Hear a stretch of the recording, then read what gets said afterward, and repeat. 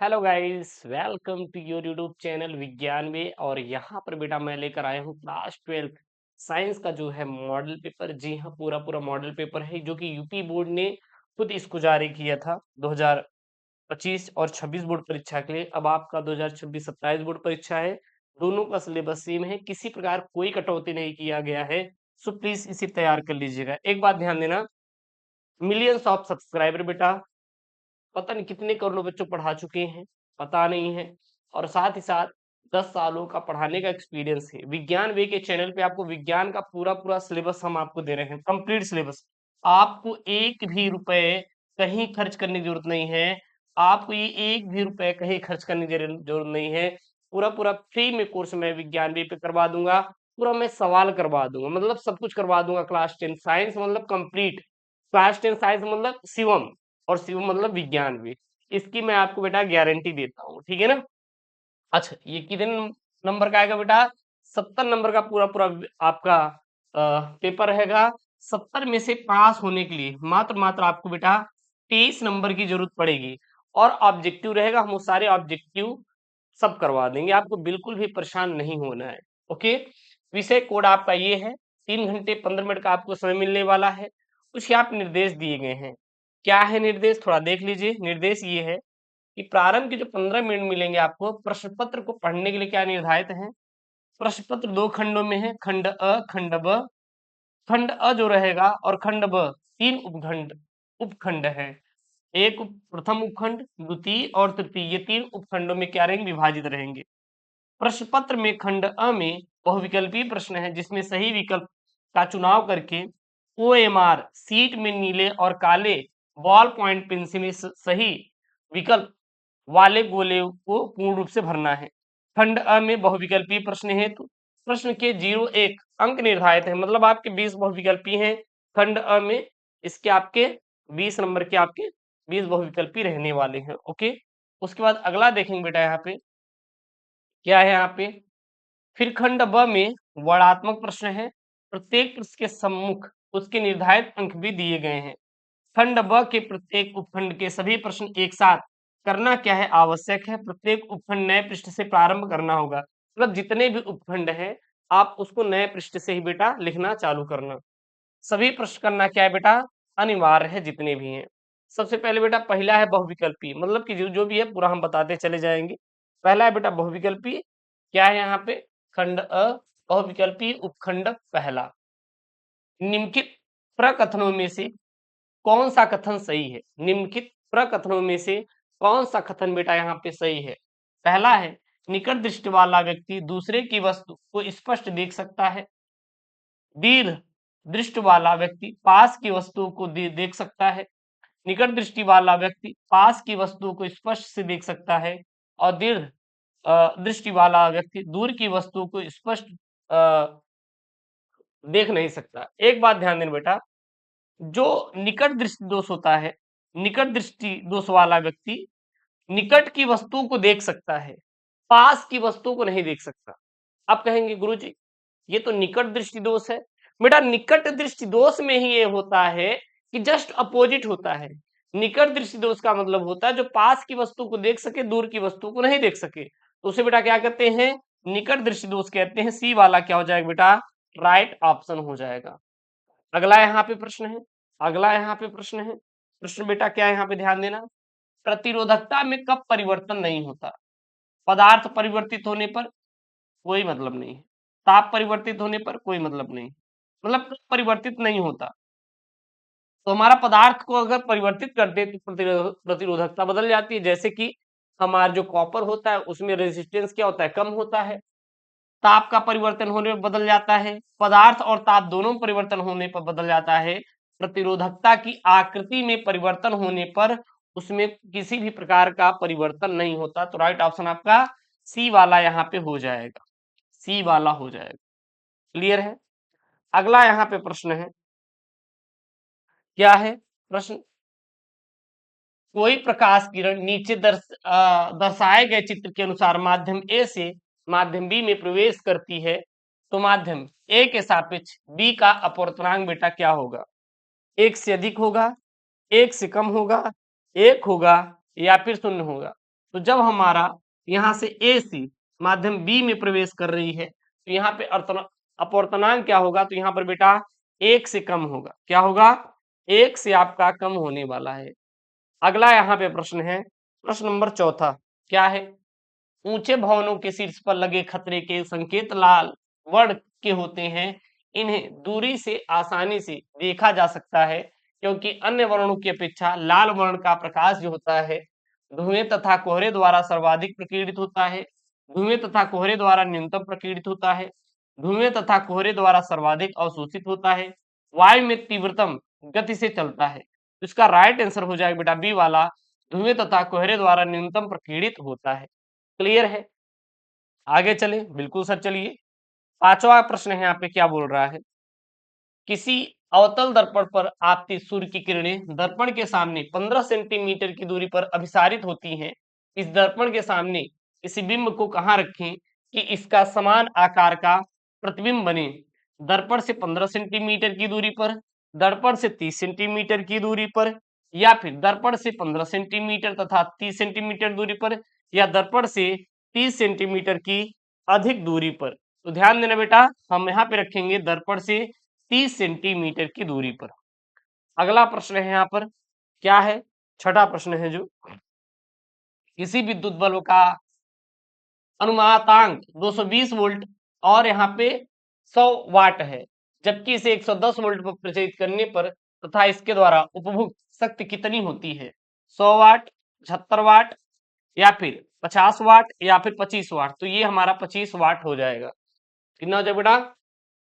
25 वाट निकल के आएगा। अगला यहाँ पे है प्रश्न, प्रश्न क्या है? सातवां वाला।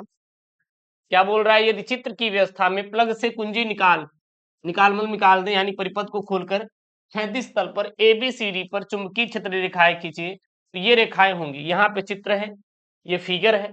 फिगर में देखेंगे तो हम प्लग से कुंजी को निकाल देते हैं। निकालने पर बेटा क्या होगा? निकालने पर क्या होगा? सकेंद्रीय वृत्त बनेगा, दीर्घवृत्ताकार या एक दूसरे के समांतर सरल रेखाएं बनेंगी, या फिर बिंदु ओ के निकट सकेंद्रीय वृत्त परंतु दूर जाने पर दीर्घवृत्ताकार होगा। तो यहाँ पे राइट ऑप्शन हो जाएगा कि एक दूसरे के, क्या हो जाएगा बेटा? एक दूसरे के समांतर सरल रेखाएं बनेंगी। अगला यहाँ पे उपखंड श्रेणी वाला प्रश्न चालू होता है क्योंकि आपके 20 बहुविकल्पी में 3 उपखंड इन्होंने बांटे हैं। क्या है? निम्नलिखित में से कौन से उष्माशोषी प्रक्रम है? सल्फ्यूरिक अम्ल का तनुकरण, सूक्ष्म बर्फ का ऊर्ध्वपातन, जल वाष्प संघनन, जल का वाष्पीकरण। तो यहाँ पे आपके उष्माशोषी प्रक्रम बताना है। अच्छा, उष्माशोषी प्रक्रम क्या होता है? उष्माशोषित प्रक्रम क्या होता है? वह प्रक्रम जिसमें उष्मा का क्या हो? अवशोषण हो।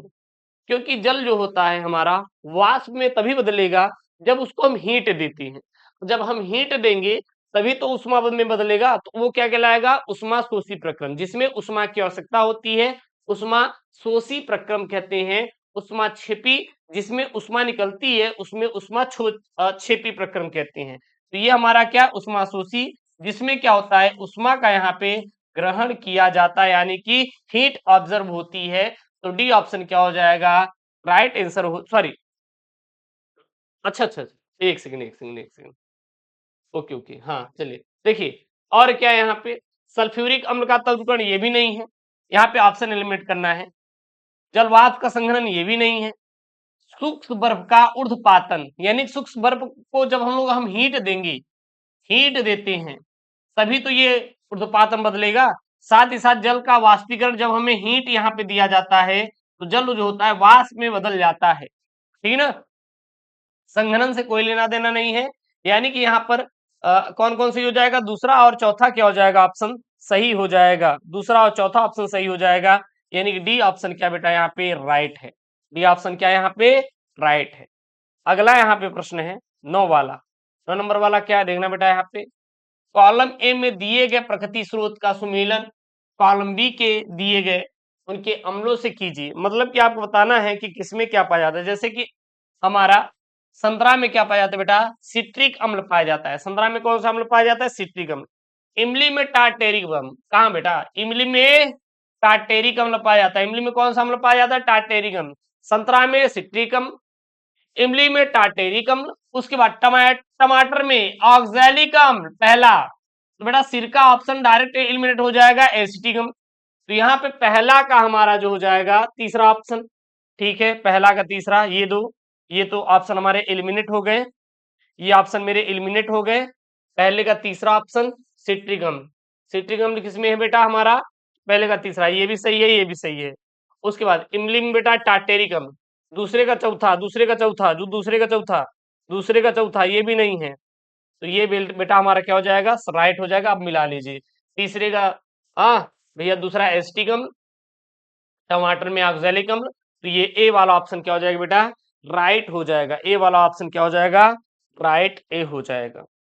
अगला प्रश्न है यहाँ पे अभिकथन, यहाँ पे निष्कर्ष अभिकथन वाला है। क्या है अभिकथन, सोडियम हाइड्रोजन कार्बोनेट एंटासिड का एक संघटक है, तर्क क्षारीय होने के कारण यह पेट में अम्ल की अधिकता को उदासीन करके राहत पहुंचाता है। अब विकल्प चुनना है, पहला अभिकथन सही है परंतु तर्क गलत है ना, ये गलत ऑप्शन हो जाएगा। अभिकथन और तर्क दोनों सही हैं, तर्क अभिकथन का सही स्पष्टीकरण करता है, ये वाला आपका राइट ऑप्शन हो जाएगा। क्योंकि बेटा हमारा जो सोडियम होता है यह हाइड्रोजन कार्बोनेट एंटासिड का एक क्या होता है, संगठन होता है, जो कि क्षारीय होने पर जब पेट में अम्लीयता हो जाता है, तो हम जब इसको लेते हैं तो ये हमें उदासीन करके राहत पहुंचाता है। अगला यहाँ पे 11 नंबर वाला प्रश्न है, देखिएगा 11 नंबर वाला क्या है, यहाँ पे 3 तत्व हैं, एक्स वाई जेड के इलेक्ट्रॉनिक विन्यास है, जैसे एक्स का 2 है, 2,8 है, वाई का 2,8,7 है, जेड का कितना है 2,8, कितना बेटा यहाँ पे अपना 2 है। तो निम्नलिखित में से कौन सा सही है, एक्स एक धातु है, वाई एक धातु है, जेड एक अधातु है, वाई एक अधातु है, जेड क्या है, एक धातु है, तो डी ऑप्शन क्या हो जाएगा, राइट हो जाएगा। फिर यहाँ पे 12 वाला प्रश्न है, 12 नंबर वाला देखिए क्या है यहाँ पे, CH3 single bond CH2 single bond OH, यहाँ पे हम लोग KMnO4 साथ ही साथ उष्मा देकर CH3 सिंगल बॉन्ड COOH हमारा बनता है। तो उपरोक्त अभिक्रिया में क्षारीय KMnO4 किस रूप में कार्य करता है, भैया ये हमारा निर्जलीकरण के रूप में कार्य करता है। किसके रूप में कार्य करता है बेटा, निर्जलीकरण के रूप में कार्य करेगा, हाँ ना, ये नहीं, बल्कि हम यहाँ पे कह सकते हैं कि हमारे एक जो KMnO4 है ये हमारा उत्प्रेरक का काम करता है, क्योंकि उत्प्रेरक को हम लोग ऊपर की ओर दिखाते हैं। ठीक चलेगा, ये वाला आपको हम दे रहे हैं, इसका आंसर थोड़ा सा नहीं मिल पा रहा था, तो आप लोग इसको थोड़ा खुद से कर लेंगे, सही रहेगा। हम नेक्स्ट वीडियो में इसको आपको डिसाइड करके बता देंगे। अगला यहाँ पे प्रश्न है, प्रश्न नंबर उपखंड आपका तीसरा है, 14वां प्रश्न क्या बोल रहा है, यदि लार एमाइलेज की कमी हो तब मुख गुहा में कौन सी घटना बेटा प्रभावित होती है, कौन सी घटना आपकी क्या होती है, प्रभावित होती है। प्रोटीन का अमीनो अम्ल में विघटित होना, जो प्रोटीन है उसका अमीनो अम्ल में क्या होना बेटा, विघटित होना, स्टार्च का शर्कराओं में विघटित होना, वसाओं का वसा अम्लों और ग्लिसरॉल में विघटित होना, विटामिन का अवशोषण होना। तो यहाँ पे आपका राइट ऑप्शन क्या हो जाएगा बेटा, बी वाला हो जाएगा, स्टार्च का शर्कराओं में विघटित होना। अगला यहाँ पे 15 वाला है, एक अभिकथन और निष्कर्ष इन्होंने दिया है बेटा, क्या दिया है, कुछ जीव अवायवीय श्वसन करते हैं, वर्णन इन्होंने किया है कि ऑक्सीजन की अनुपस्थिति में इष्ट में 6 कार्बन वाले अणु ग्लूकोज का 3 कार्बन वाले अणु पायरुवेट में विखंडन है, तत्पश्चात पायरुवेट एथेनॉल तथा कार्बन डाइऑक्साइड में क्या होता है बेटा, परिवर्तित हो जाता है। उपरोक्त अभिकथन तथा वर्णन को ध्यानपूर्वक अध्ययन करें और निम्नलिखित में से सही विकल्प का चुनाव करें। सबसे पहला यहाँ पे क्या है बेटा, अभिकथन पहला सही है, और सेकंड हमारा क्या है, सही व्याख्या करता है, दोनों सही गलत है। अभिकथन सही है परंतु वर्णन क्या बेटा गलत है, और हमारा वर्णन सही है परंतु अभिकथन गलत है। तो राइट ऑप्शन यहाँ पे हमारा हो जाएगा सी वाला, अभिकथन सही है परंतु वर्णन सही है। यानी कुछ जो जीव हैं अवायवीय श्वसन कहते हैं, लेकिन ऑक्सीजन की उपस्थिति में इष्ट में 6 कार्बन वाले परमाणु ग्लूकोज का 3 कार्बन वाले पायरुवेट में विघटन कभी भी नहीं होता है, लेकिन ये बोल रहा है कि होता है। अगला यहाँ पे प्रश्न है 16 नंबर वाला, क्या बोल रहा है बेटा, 16 नंबर वाला है प्रश्न, ध्यान देना। 16 नंबर वाला बोल रहा है कि निम्नलिखित दिए गए कॉलम क का ख में क्या करिए, सुमेलित कीजिए और सही विकल्प का चुनाव करिए। जैसे नियंत्रण एवं समन्वय, जो नियंत्रण और समन्वय होता है इसका क्या हो जाएगा, तो इसका मतलब हो जाएगा बेटा हमारा तंत्रिका तंत्र एवं पेशी यूतक हो जाएगा, पहला का बी ऑप्शन। ऐच्छिक क्रियाएं किस में जाएंगे बेटा, लिखना, बात करना और कुर्सी घुमाना, कार्यक्रम की समाप्ति, ताली बजाना इत्यादि हमारी ऐच्छिक क्रियाएं में। और तीसरा का क्या हो जाएगा हमारा बेटा, पश्च मस्तिष्क में स्थित भाग, अनुमस्तिष्क जो होता है यह शरीर की स्थिति तथा संतुलन के लिए क्या उत्तरदायी होता है। और चौथा हमारा क्या हो जाएगा, एंड्रिनल हार्मोन्स, यह अद्र ग्रंथि में पाया जाता है। तो ये आप मिलान कर लीजिएगा। अगला ऑप्शन है यहाँ पे देखिएगा, निम्नलिखित में से ए अंडाशय के किस भाग का, भैया ये वर्तिकाग्र होता है, ये तो अंडाशय होता है, ये क्या होता है, वर्तिकाग्र होता है। ये हमारा क्या है, अंकुरित परागकण है। क्या है, अंकुरित अंकुरित परागकण है, परागकण है। तो इसमें किसी प्रकार कोई डाउट नहीं होनी चाहिए। ये जो है बेटा ये अंकुरित परागकण है, ये हमारा क्या होता है, वर्तिकाग्र होता है। क्या होता है, वर्तिका, और हे वर्तिकाग्र, अहे क्या होती है, वर्तिका होती है। ये क्या होती है, वह अंडाशय होती है। क्लियर है ना, तो यहाँ पे वर्तिका डायरेक्ट बोल दीजिए, वर्तिकाग्र हो जाएगा हमारा। 18वां यहाँ पे प्रश्न है बेटा, क्या बोल रहा है, यदि मटर के गोल और हरे रंग के बीच वाले पौधे, capital R, R small Y Y, और झुर्रीदार तथा पीले रंग के बीज वाले पौधे में संकरण कराया जाए तो प्रथम पीढ़ी में कैसे बीज बनेंगे। तो गोल और पीले यहाँ पे हमारे बीज बनने वाले हैं। कैसे बेटा, गोल और पीले हमारे बीज बनने वाले हैं। अगला यहाँ पे प्रश्न है कि निम्नलिखित चित्र किससे संबंधित है। बेटा ये जो चित्र है ये किससे संबंधित है, पहला है, दूसरा है, तीसरा है, चौथा है यहाँ पे। तो ये किससे संबंधित है, अमीबा में उत्सर्जन से, कोशिका विभाजन से, या फिर अमीबा में पोषण से, या अमीबा में जनन से। तो वो है बेटा अमीबा में पोषण से संबंधित है।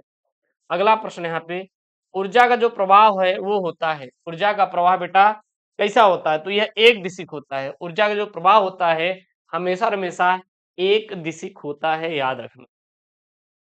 अगला यहाँ पे बेटा वर्णात्मक प्रश्न करने के लिए खंड ब जो है वर्णात्मक प्रश्न, जैसे यहाँ पे है नीचे दी गई सारणी को उत्तल लेंस द्वारा बने प्रतिबिंब की प्रकृति, स्थिति तथा आपेक्षिक आकार में संदर्भ में पूर्ण कीजिए। तो ये आपका है।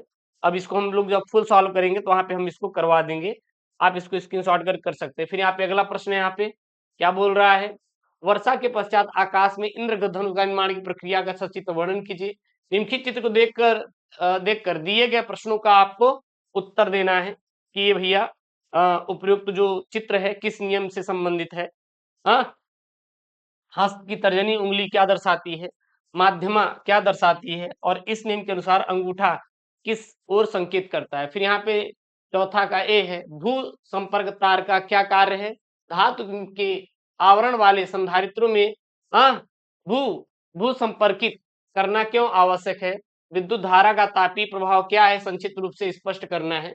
वो नहीं आ रहा तो हम ये कर सकते हो, निम्नलिखित को स्पष्ट कीजिए। घरेलू विद्युत परिपथों में श्रेणी क्रम संयोजन का उपयोग क्यों नहीं किया जाता। विद्युत संचारण के लिए प्रायः कॉपर और एल्यूमिनियम के तारों का उपयोग क्यों नहीं किया जाता, और क्यों किया जाता है। किसी तार का प्रतिरोध उसकी अनुप्रस्थ काट के क्षेत्रफल में परिवर्तन के साथ किस प्रकार परिवर्तित होती है।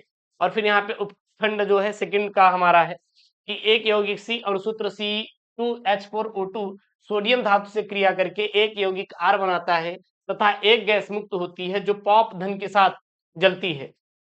यौगिक सी अम्लक में उपस्थित में अल्कोहल ए से क्रिया पर एक मीठी गंध युक्त यौगिक S और सूत्र C3H6O2 बनाता है। कार्बन में NaOH मिलाने पर यह R तथा जल देता है।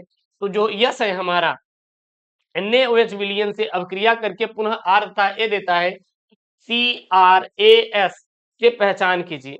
और यहाँ पे निम्नलिखित का कारण बताइए। तांबे के मलिन बर्तन को नींबू या इमली के रस के से साफ करते हैं तो ये खट्टे पदार्थ बर्तन को साफ करने में क्यों प्रभावी हैं। गर्म जल का टैंक बनाने में तांबे का उपयोग होता है परंतु इस्पात लोहे की मिश्र धातु का नहीं, ऐसा क्या कारण है। और कुछ दिनों तक खुला रखने पर चांदी की वस्तु काली पड़ जाती है क्यों, क्योंकि बेटा संक्षारण हो जाता है उसमें। और खाद्य पदार्थों, क्योंकि वो ऑक्सीजन से क्रिया कर लेता है ना। खाद्य पदार्थों डिब्बों में जिंक की बजाय टीन का लेप क्यों किया जाता है। और आपको ये टिप्पणी करने वाला है विद्युत अवघटनी परिष्करण विरंजक चूड़ और आयनिक यौगिक के गुणधर्म बताना है। वो नहीं आ रहा तो हम ये कर सकते हैं कि संतुलित करना है। कैल्शियम हाइड्रोक्साइड से कार्बन डाइऑक्साइड, फिर कैल्शियम कार्बोनेट जल बन रहा है। Zinc silver nitrate, zinc nitrate silver बन रहा है। एल्यूमिनियम कॉपर, एल्यूमिनियम से कॉपर क्लोराइड, फिर एल्यूमिनियम क्लोराइड और कॉपर बन रहा है। Barium chloride plus potassium sulphate, barium sulphate plus potassium chloride बन रहा है। हाइड्रोजन को क्लोरीन बनाते हैं तो हाइड्रोजन क्लोराइड बना रहा है। जिंक कार्बोनेट को जब हम लोग कराते हैं तो जिंक ऑक्साइड और कार्बन डाइऑक्साइड बनाता है। फिर यहाँ पे उपखंड थर्ड है। क्या है, निम्नलिखित पैराग्राफ को ध्यानपूर्वक पढ़ें और नीचे दिए गए प्रश्नों का उत्तर दीजिए। क्योंकि कोई अलग नहीं है, ये जो यूपी बोर्ड ने मॉडल पेपर जारी किया था वही है। तो ये बेटा आपका क्या करना था, पढ़ना था और इसका आंसर करना था। फिर यहाँ पे आपका निम्नलिखित में ए बी सी डी बिंदुओं को संबंधित भागों का आपको नामांकन वर्णन करना है। अभी जब मैं आपको पढ़ाऊंगा ना तो पूरा ये हम आपको बता देंगे। फिर यहाँ पे निम्नलिखित में से अंतर स्पष्ट करना है। उत्पादकता उपभोक्ता क्या होता है, द्वितीय उपभोक्ता, तृतीय उपभोक्ता, ओजोन परत का निर्माण किस प्रकार होता है, कौन सा रसायन ओजोन परत के अपक्षय के लिए उत्तरदायी होती है, मानव पाचन तंत्र का स्वच्छ नामांकित चित्र बनाए तथा पाचन प्रक्रिया का संक्षिप्त वर्णन कीजिए। वो नहीं आ रहा है तो हम ये कर सकते हैं, उनकी कॉलम ए और बी का सुमेलित कीजिए। जैसे रंध्र का, हाँ, अमीबा, स्वयंपोषी, फुफ्फुस यानी फेफड़ा, फिर कूटपाद, हरित लवक, कूपिका और पौधा, आपको मिलान करना है। और यहाँ पर भी इसका भी क्या करना है बेटा, मिलान करना है। ये रहा आपका क्लास 12 साइंस का बेटा पूरा पूरा मॉडल पेपर है, जो कि मैंने अभी आपका पूरा पूरा समझाया। और इसमें मैंने केवल आपका ऑब्जेक्टिव का ही आंसर करवाया है, लेकिन आप परेशान मत होना, हम सब आपको करवा देंगे। आशा करते हैं ये वीडियो आपको पसंद आया होगा। सो प्लीज यार वीडियो को लाइक कर देना, चैनल को सब्सक्राइब कर लीजिए, क्योंकि यहाँ पे हम क्लास 10 साइंस पूरा फ्री में आपको पढ़ा रहे हैं, कंप्लीट तैयारी करवा देंगे। डेडिकेटेड साइंस है और साइंस में आपका बेटा कुछ भी नहीं छूटेगा, आई प्रॉमिस यू। मिलते हैं नेक्स्ट वीडियो में दोस्तों। थैंक यू, जय हिंद, take care, bye bye, love you all.